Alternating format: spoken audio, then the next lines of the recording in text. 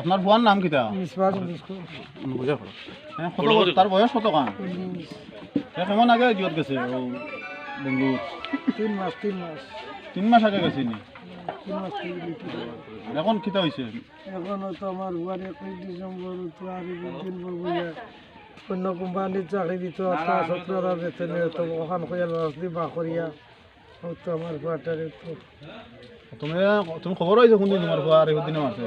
ও লগে আমরা 11টা কালকে নি? না না আমরা 31 ডিসেম্বর পাইছি যে আমার ফুয়াটার মোবাইল নিখোঁজ হয়েছে। আর ও তো নিখোঁজ থেকে তালাশ লাগাইতে লাগাইতে খালকে ফাইনে নিলাম তোমার গাঁর মানে আরিফুদ্দিনে মারছে গিয়া লাশ বা করে খাল দিছে।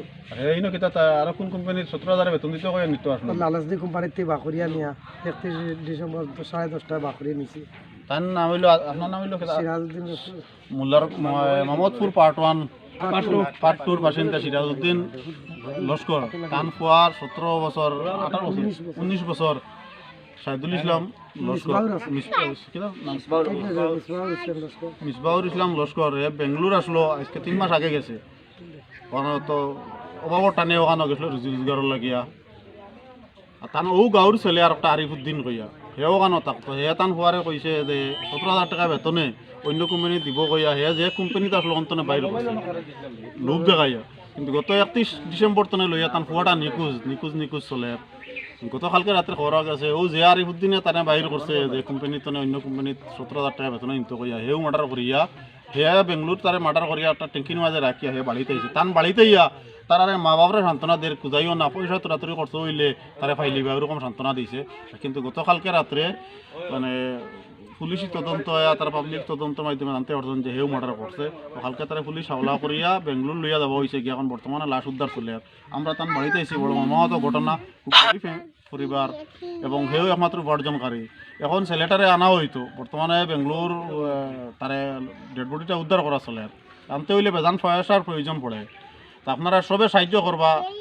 নিচে আমার সারিমুল ওকে জিও দিব অ্যাকাউন্ট নাম্বার দিব তারা।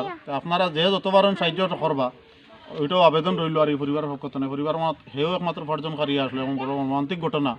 এবং যে ঘটনাটা হয়েছে রাস্তা এলাকার মাঝে শুকর ছায়া নামছে, সবে দুঃখ প্রকাশ করে, সবে সাহায্য সহযোগিতা করে। এলাকার আমরা আলতাবাইও টাকা 10,000 সাহায্য করছেন। আরও মানুষে যেহেতু MLA সাহেবও সহযোগিতার আশ্বাস দিচ্ছেন।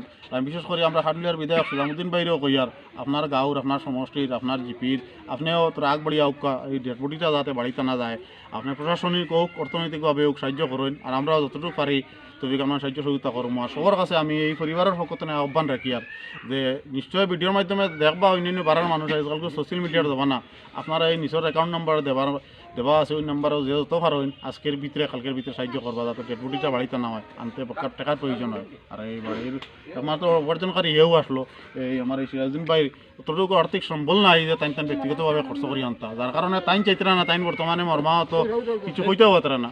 আমরা সবাই পদক্ষেপটা নিছি, আপনারা সবাই সাহায্য সহযোগিতা করবা এই আহ্বানের লাগে এই ভিডিওটা করি আমরা সোশ্যাল মিডিয়া দিলাম।